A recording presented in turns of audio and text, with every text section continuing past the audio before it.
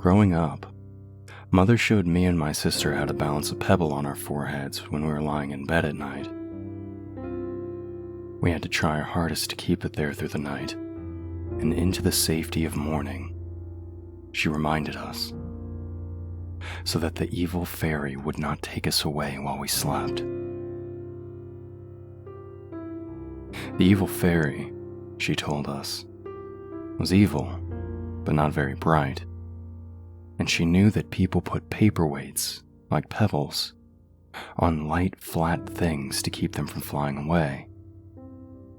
And since we were both light and little and lying flat on our backs, the fairy could have easily taken us away like the wind, if not for the fact we were safely weighed down by the pebbles on our forehead.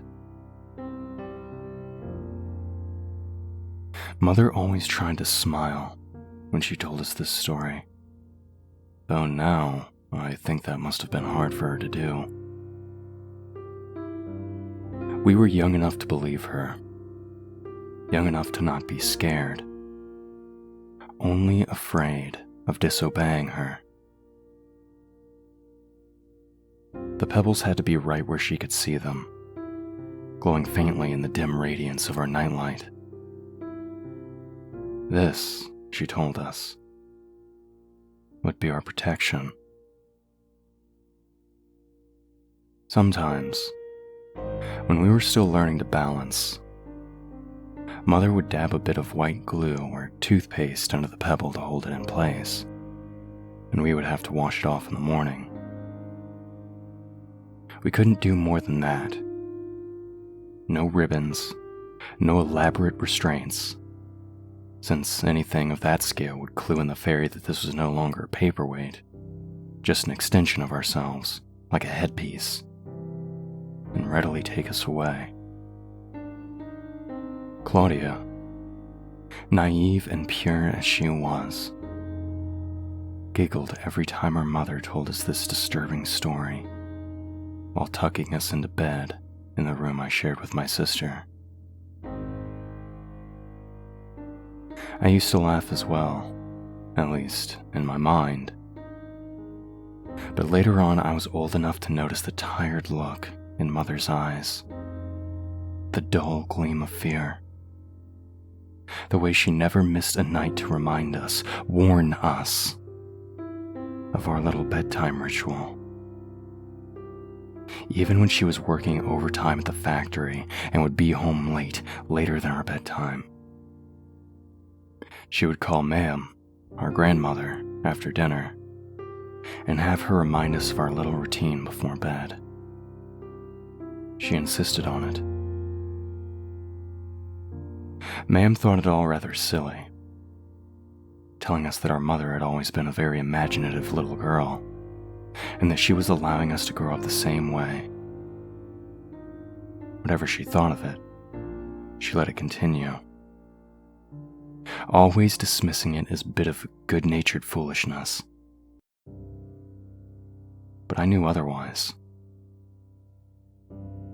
Mother was trying to tell us something important, but she wouldn't tell us more than what she told us every night, even though she could tell I was beginning to believe her and could be trusted with the truth. Perhaps that was the truth. Nothing more or less. As a good elder sister, I tried to help out and make sure that little Claudia did as she was told. I tried to take it as seriously as I believed Mother took it. Even as early as then, I knew that as long as I lived, I would follow the pebble ritual at bedtime. During the daylight hours, I could still almost feel the cool, reassuring weight of the pebble on my forehead as I went about my business. That sensation was the feeling of having survived another night. It grew to become a palpable feeling. It was almost like I could glance into a mirror and see the round impression on my skin. It was a mark of honor, of duty, of memory of life Despite all that, I'm not quite sure if I ever obeyed out of any real belief. At least not when I was younger. Call it superstition. Old habits, perhaps. Or a reminder of our mother after she had died, even before Ma'am did. I'm sure Claudia would have continued to follow in my footsteps if she were still around. I was quite sure of that. But I wasn't sure of other things. I wasn't sure if all this time, Mother had been hiding the warding off ritual underneath the guise of a children's game. She kept it up for as long as she could, while the age of gullibility still hung over us. She said that we could stop when we were older, when we were too big for the evil fairy to carry away, pebble or no pebble. I'm not sure whether she also used the idea of an evil fairy to hide something far worse. She called the fairy evil because she believed children could understand the concept of evil. It was in every fairy tale, even the ones that were bleached of all their traditional morbidity. But I think, now, that while she had been honest about the evil, she wasn't entirely truthful about other things. Whether it was even a fairy was up for debate. But whether it was evil, there can be no doubt. For instance, I find it an evil thing to leave no body behind the next morning, in any condition. Only a terrible and permanent confusion, a deep disorientation for anyone left behind. A swift and permanent kidnapping with no ransom note. No note at all. You can't quite move on without proof of death. Neither can you stay rooted in this one moment in time when you had woken up at dawn to find your sister gone, leaving only the pebble on her pillow from where it had slid off her forehead in the night. Perhaps she had done it on purpose. I wondered endlessly since then. Who wouldn't be tempted to? I'd had the same thought myself in my occasional rebelliousness as a young, growing girl, curious about the boundaries and rules whose dangers were not yet clear to me. It was easy enough to achieve. A mere tilt of the chin, a slight turn of the head, and the pebble, unglued, would slide right off. We were old enough by then, 12, 14, respectively. We could be defiant if we wanted to. Only she, sweet and sour Claudia, had decided to follow through with what to me had merely been a thought, a passing fancy. But I'm sure that if she came back from wherever she had been taken, she would have continued to do as I did. I wrote her name on the pebble along with a little heart, and kept it on my nightstand for years, until Ma'am died. I was truly alone then, and I made up my mind to bury it in lieu of a body. But I wouldn't bury it next to where I buried my mother's and grandmother's ashes, in the plot of ground behind our little house. Claudia did not belong there.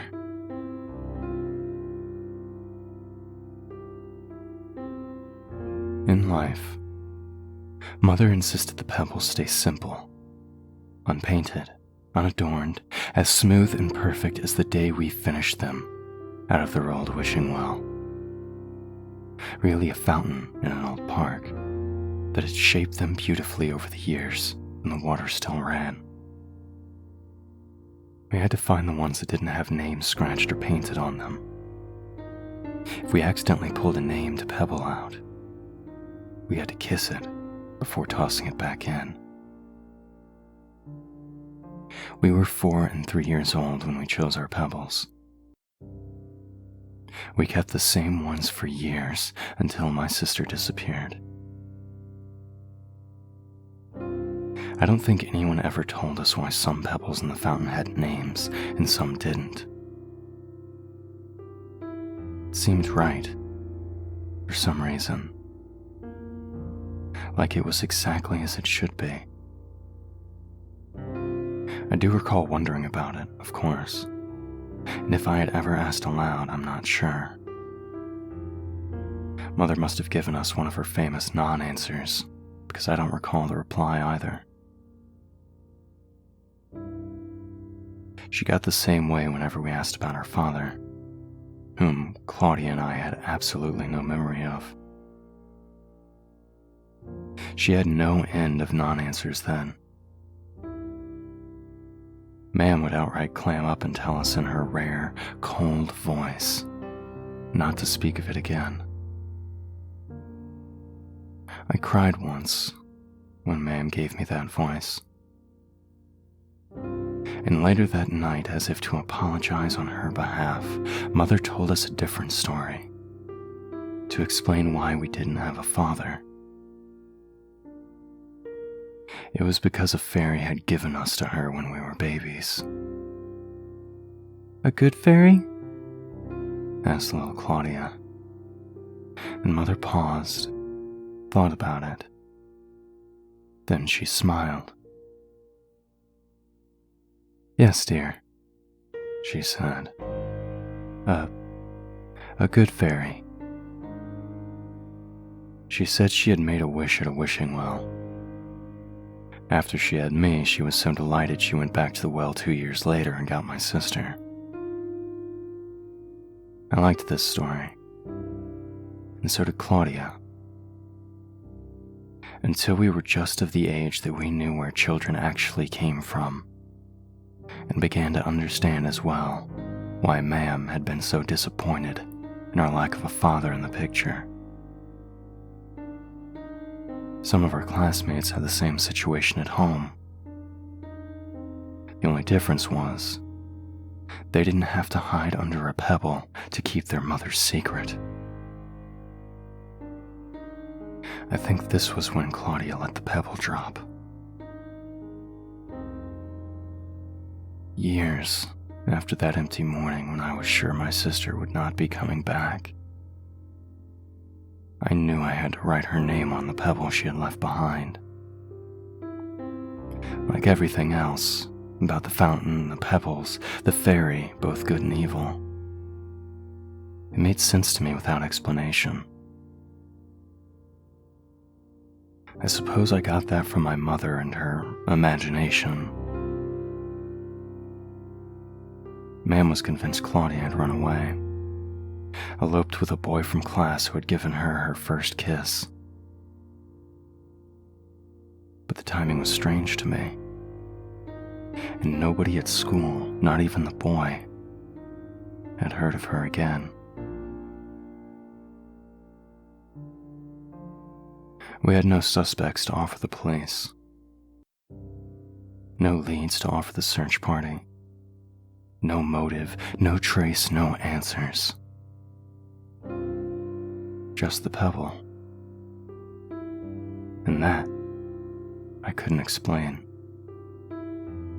Not without repeating, word for word, the fairy tale Mother had used as her only explanation for what was going on.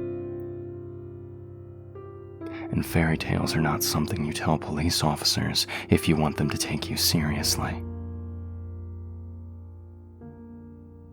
So I said nothing.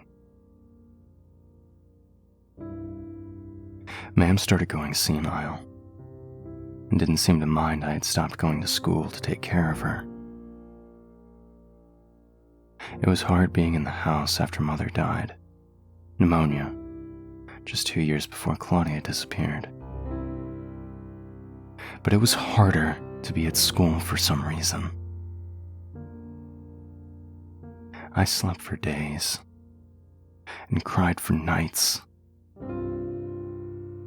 Sometimes I would wake up feeling the gentle weight of the pebble on my forehead, perfectly balanced after years of practice,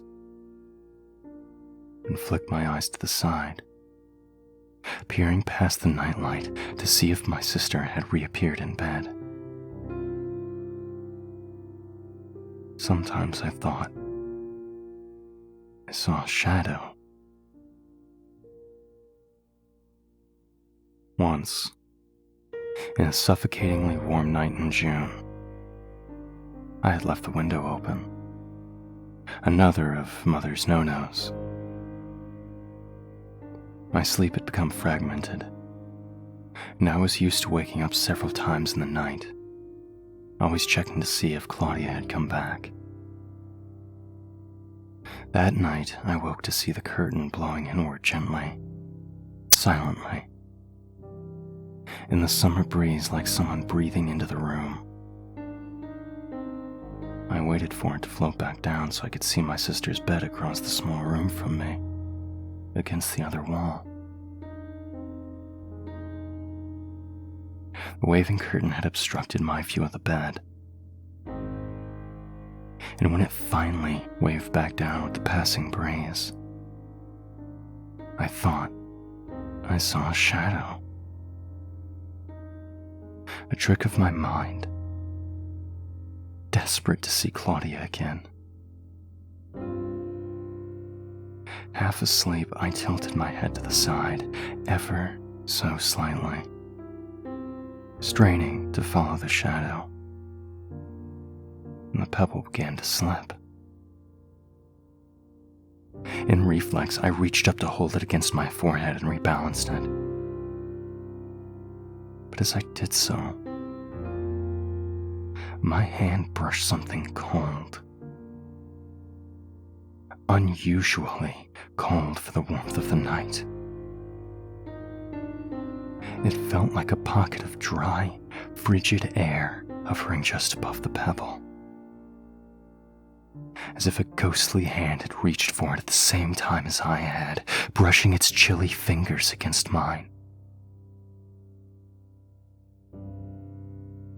I sat up quickly, the pebble now clutched in my hand, and swerved to turn on the side lamp.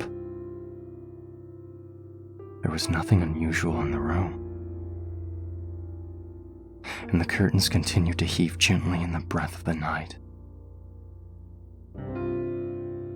My sister had not returned. I was utterly alone. In the drawer of the nightstand, I found the little bottle of white craft glue Mother had used when we were much younger. The glue was mostly gone, and what was left had nearly dried out completely. But there was enough to reassure me. Still, I couldn't go back to sleep. With my eyes shut tight, feigning sleep, I could feel a gentle, cool, steady breeze washing directly against and over the pebble on my forehead and nowhere else, as if something were trying to blow it off me, or trying to test its weight. The curtains did not move. I had closed the window again.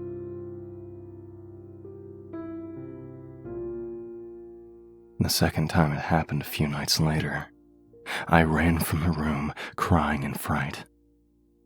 The pebble had nearly fallen off my forehead, though the windows were shut and I hadn't moved a muscle. The glue had stopped working, and I couldn't get myself warm in the sudden chill. Couldn't stop my hands trembling. I ran straight to Mam's room, which she used to share with Mother when they were both alive. Mam had still been alive at the time, if you could call that alive. She barely knew when she was awake, but she was lucid enough to recognize me when I flew into her room in a fit of panic, not wanting to be alone. She stroked my hair as I cried, my head on her lap, not asking what was wrong, perhaps not realizing anything was wrong. Perhaps she believed she knew why I was upset. It had been a few short weeks after Claudia's disappearance, the longest short weeks of my life. It wasn't uncommon for me to wake up crying.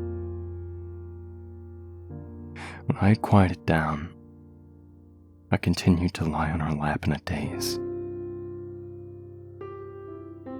I whispered, "Ma'am, do you believe fairies exist?" She tapped my head once smartly, as if to say, "Now don't you start with me." "Do you?" I pressed. "You shouldn't ask anything from fairies," she said simply and with finality. "They never really give things away. They always take back what's theirs." I fell silent at that. It didn't seem at first that her answer had any relation to my question. But when I thought about it, the answer must have seemed so obvious to her, she didn't bother mentioning it. Instead, she answered a question I hadn't asked. A question I never would have thought to ask. She died peacefully in her sleep 4 years later. I found her in the morning. Soon after, I visited the old fountain, the wishing well, the place of my birth in the now abandoned park. I kissed the stone with my sister's name on it and laid it to rest under the murky, moss-green water, among the names of other children that the evil fairy thought were just light and flat enough that the breath of a sleeping baby or the warm, gentle breeze of summer could whisk them away to Never Never Land.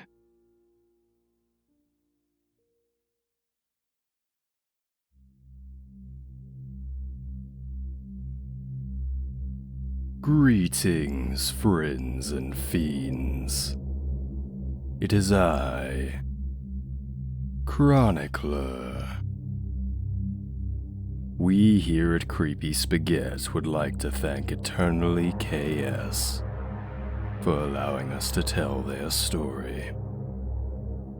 If you enjoyed this story, be sure to subscribe to stay updated on these terrible tales.